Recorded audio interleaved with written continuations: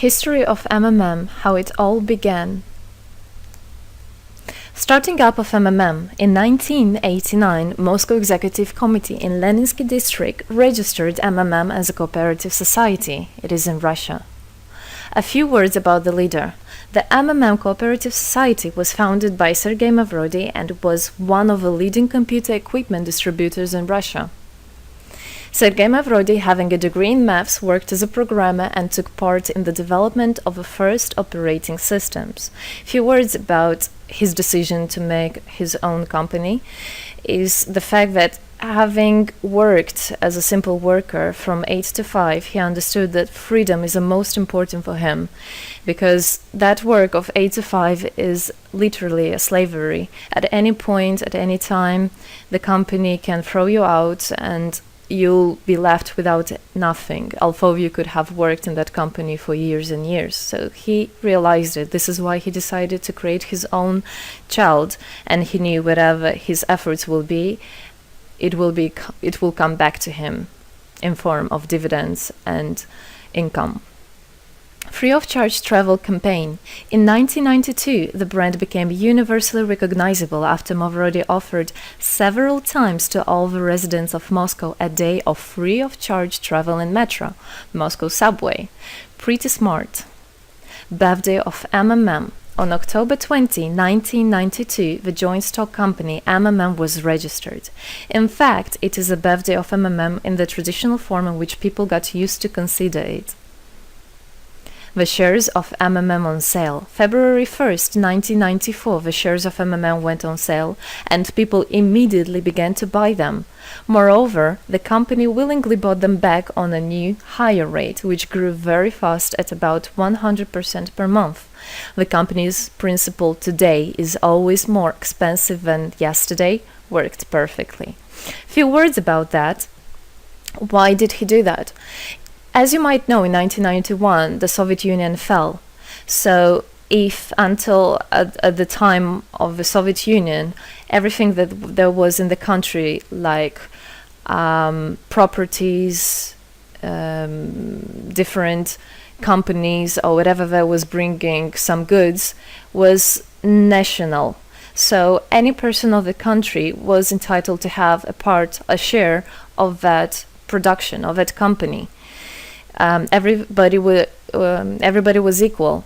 But when the Soviet Union fell, what it meant is that all the companies, all the properties had to be privatized. So you can imagine there is a company, a huge company. People worked there for years and years. And at one moment, there comes a person and says, all that is mine. Yes, this was the case. And obviously that information, that laws about the fact that it was possible to privatize was kept only for a small group of people for obvious reasons. So a simple worker who worked in that company for years and years or all his life didn't know he can actually come and say by law that that is his. So what genius idea Sergei Mavrodi had is to sell these shares to gather the money of the people, and with this money to buy those companies. So basically, if a person has an MMM share, he would have had an exact share from the company that Sergei Mavrodi bought. For example, a company from oil and gas or something else. Obviously, he knew perfectly which companies are worth it and which companies were not. There was quite a battle there. So as you can see, his idea was great, but let's see what happens.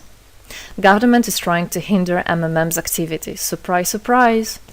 Planned by the Russian government, MMM 94 was intentionally collapsed. It began when tax inspectors accompanied by OMON officers passed through the crowd of depositors and went inside the central office of the company to give a notice about the planned tax inspection. Right.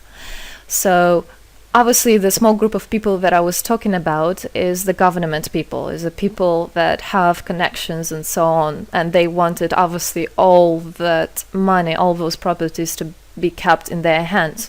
This is how the nowadays oligarchs were made. At that moment, they had nothing. In one day, they got loads of money. And now you can know them as very rich people who made their money on the back of a nation. So obviously they did something just to provoke some panic going through the crowd. Obviously, for any financial institution, a panic is really bad. As I remind you, at that time, MMM was selling shares, was a share stock company, let's say. Mavrody's arrest. Sergei Mavrody was arrested on tax evasion charge. Really lame excuse. It wasn't at all like that. What happened, even the person that was in charge with giving the arrest, he told him that there was no other option for them. They had to do something, even though it was illegal what they were doing, but they had to do it as they were afraid of him. Because, as he said, another 2-3 months, and in whole Russia there would be no government, no banks, nobody, only Sergei Mavrody, that who holds the money nowadays. This is in charge. So he was arrested, and his arrest was broadcasted live on all TV channels, obviously to show off more, to show people how bad he is, and actually the government didn't do anything wrong. On the same day, there was a storm of the central office of MMM. The company was prescribed to recover 49.9 billion rubles to the budget. Huge money. The question about the money in MMM 94 is open, as no one still can give an answer where it is. The authorities simply turned a blind eye to it, although hundreds of eyewitnesses are ready to confirm, even under oath in court, that they saw 17 trucks take out cash through the back door. So unfortunately, at that time, there was no internet, no bitcoins, no other internet wallets, and all the money were obviously kept in cash in the MMM offices. And the government took advantage of it. They just came, took it out, and then they said nothing. Moreover, they didn't say where the money went. They even made the way to make people believe that Sergei Mavrody was the one who took all those 17 trucks of money and disappeared. But obviously it wasn't the case. It was a simply lame excuse. Demonstrations against state authorities. August 1994. Thousands of MMM depositors affected by the artificial collapse of the pyramid protested and demanded to set Mavrody free. Actually, Mavrody could have used his powers and do bigger protests, but he decided not to do that, as that would made as obvious a different protests of this type. Could be people injured or even killed, so he decided not to use people in this purpose. It was very noble from him to do that. MMM leader became a deputy. However, he found a way to get out of the prison. Being imprisoned, Sergei Mavrody had managed to register as a candidate for a deputy of the State Duma and was released from prison. He won the elections by a landslide and became the deputy of the State Duma of the first convocation. So, as a deputy in Russia, they have privileges. This is why, becoming a deputy, he was set free. The State Duma is against Mavrody. Surprise, surprise! The State Duma deputies deprived Sergei Mavrody of his deputy plenary powers due to his permanent absence at the Duma's meetings. That incident was the only one in New Russia's history. Sergei Mavrody wasn't interested at all in politics. It's not, he hates politics, as he said it many times. So he became a deputy only for the reason to get out of a prison. That's it. He wasn't interested to go to their meetings, as he himself considered as well the people there as being quite silly and not worthy to spend time with. But this was another lame excuse for them to deprive him by saying that he is absent. A candidate for presidency. The Central Election Commission registered the authorized representatives of the initiative group that had nominated Mavrody as a candidate for the president of Russia, but subsequently rejected a significant part of the signatures in the support of a candidate, and his registration was renounced. So, for obvious reasons, they did that again. They weren't interested into having a fair president, a fair leader on top of their head. Revival of MMM, January 2011. Sergei Mavrody renounced launching a new launching a new project of MMM 2011. Together we change the world. Previously, there were simply no analogues of similar systems in the world. The film about MMM, the launch of the project fell in the same time interval with the release of Russian film about MMM Pyramid, the plot of which is based on the eponymous book in which the history of MMM is disclosed by Sergei Mavrodi. So he wrote a book, and there is a movie which I highly recommend you to watch. You can find it online on YouTube. MMM is building a new, fair financial order. June 2012, the activity of MMM made a lot of banks collapse and a huge outflow of funds from deposit accounts happened. The system numbered more than 35 million members at the time. For obvious reasons, the fight against the system started. It suffered the same fate as MMM 94, eventually collapsed. So what happened? A lot of banks, as I already said, had a huge outflow, and another minus of the system of that time was that it wasn't really quite a community, because the money was still kept by the managers in MMM. So it wasn't the same idea as it is now, comparing it now, where people exchange money between themselves. You don't need to put it in a central account.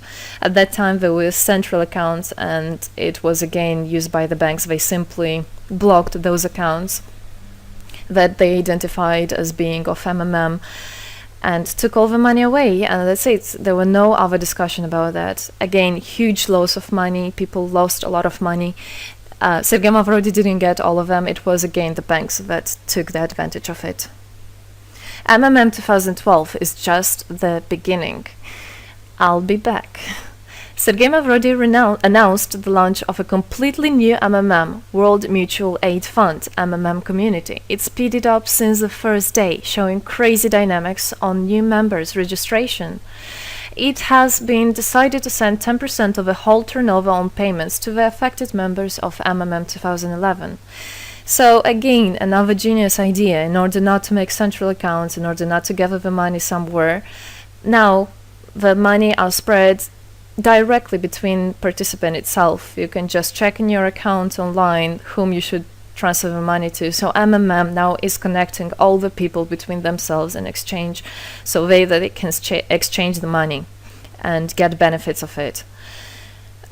It's amazing and it's crazy, but it is true. MMM is growing. Some short facts: 2012, MMM started its development in India. It had great, huge developments. 2012-2013, following India, MMM Bangladesh was launched as well. 2013, MMM Indonesia was launched. 2014, MMM Hong Kong. And it's not the end. MMM Global, 2014. MMM Global started up in the spring 2014. It is a voluntary network, a community of millions and millions of people from more than 100 countries worldwide. So there is already MMM settled in Argentina, Brazil, Philippines, Hong Kong, and other. And all the rest of people in the world from all the countries of the world are able to participate as well. So they rebelled against the financial slavery and combined their money for this purpose. So how it is possible? MMM, the Republic of Bitcoin. Bitcoin is another genius idea to set the world free. For MMM Global participants' convenience, there were some trendy ideas on funds transfers implemented. From now on, all the countries where you can buy and sell Bitcoins can be registered in a branch of Free People of the Republic of Bitcoin. Thus, there is no barriers to develop MMM in small countries due to their restrictions on the international bank transfers. Banks. This is not something that we would want to use, as the banks can anytime put restriction on an account or even block an account and take all the money. Yes, the banks can do that. Read better your contract. So, Bitcoins is really genius idea to do that. Join MMM Global, join our community, set the world free. Don't hesitate, don't even think of going back, just go always forward. We are writing the history right here and right now. We are not going to be any more slaves working from 8 to 5, having pennies for that. We want to hold our own money and to get the benefits of it. I don't want a bank to use my money for their own purposes. I want us people, free people, to use our money, to exchange the money when it is needed, and to help each other. This is really a great idea. And join us, write the history here today with us. And together we will indeed change the world.